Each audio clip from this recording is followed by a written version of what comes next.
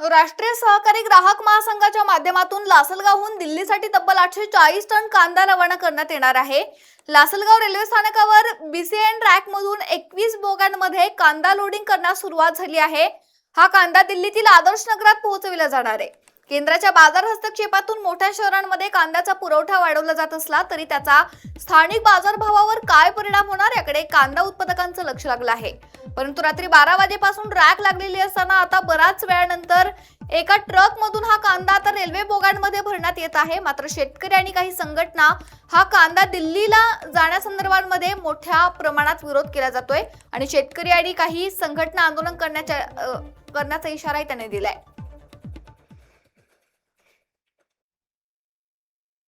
आज जो लासलगाव रेल्वे स्टेशनवरून जो कांदा रॅक लागली कांद्याची, जो नाफेड एनसीसीचा कांदा दिल्लीसाठी रवाना होत आहे, हा कांदा जो भाव स्थिरीकरणासाठी केंद्र सरकारने ह्या गोष्टी केलेल्या आहेत, पण हा मुळातच कांदा भाव वाढ झाली नाही।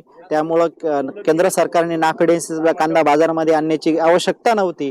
पण केंद्र सरकारला तसा कांदा जर हे करायचं जरी असेल तर कांदा हा त्यांनी परदेशामध्ये विकून याचे 2 पैसे मिळवायला पाहिजे होते। येणाऱ्या काळामध्ये शेतकऱ्यांना जे थोडेसे पैसे भेटणार होते ते भेटले असते। पण जर आज या गोष्टीमुळे मला असं वाटतं कुठल्या प्रकारे शेतकऱ्याचा 2 पैसे आजपर्यंत भेटले नाही आणि आज जो कांद्याचा भाव जो आहे तो कुठल्या प्रकारे भाव वाढ झाली नाही, किरकोळ कुठेतरी भाव थोडेसे सुधारले।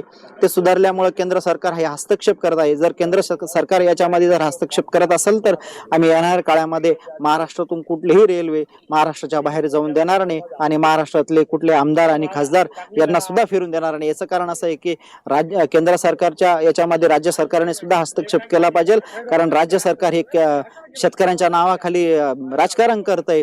पाठीमागे लासलगाव रेल्वे स्टेशनवर रॅक उभा आहे आणि तो एनसीसी आणि नाफेडच्या कांद्यानं या ठिकाणी भरण्याचं धोरण केंद्र शासनाचं आणि दिल्ली आणि गुवाहाटी सारख्या शहरांमध्ये तो माल पाठवायचा आहे, जेणेकरून शेतकऱ्यांच्या आणि व्यापाऱ्यांच्या माध्यमातून पाठवलेल्या मालाशी त्या ठिकाणी स्पर्धा करायची आणि भाव पाडण्याचं काम आणि एक धोरण केंद्र शासनाने या ठिकाणी राबवलंय। जेणेकरून अनेक दिवसापासून एनसीसी आणि नाफेड सारख्या संस्था, त्या संस्थाच आम्हाला वाटतं शेतकऱ्यांना की शेतकऱ्यांचं कंबरडं मोडण्यासाठी या संस्थांचा वापर केंद्र शासन जसं काही ईडी आणि सीबीआयचा वापर करते तसं नाफेडचा आणि एनसीएफचा वापर या ठिकाणी शेतकऱ्यांचं कंबरडं मोडण्यासाठी शासन या ठिकाणी केंद्र शासन करताना दिसत आहे। या चुकीच्या पद्धतीने केंद्र शासन जर माल पाठवणार असेल दिल्ली आणि गुवाहाटी शहरांमध्ये आणि ग्राहकांना खुश करण्यासाठी हे धोरण जर केंद्र शासनाचं असेल तर याच्या माध्यमातून या ठिकाणी हा कांदा एकही कांदा त्या शहरांमध्ये नाफेड आणि एनसीसीएफचा आम्ही पोहोचू देणार नाही। याच्यासाठी कोणतीही वेळ आली आणि कोणतंही आंदोलन रेल रोकेसारखे आंदोलन करण्याची गरज पडली तर ते करण्यात येईल, याची सर्वस्वी जबाबदारी केंद्र शासनाची।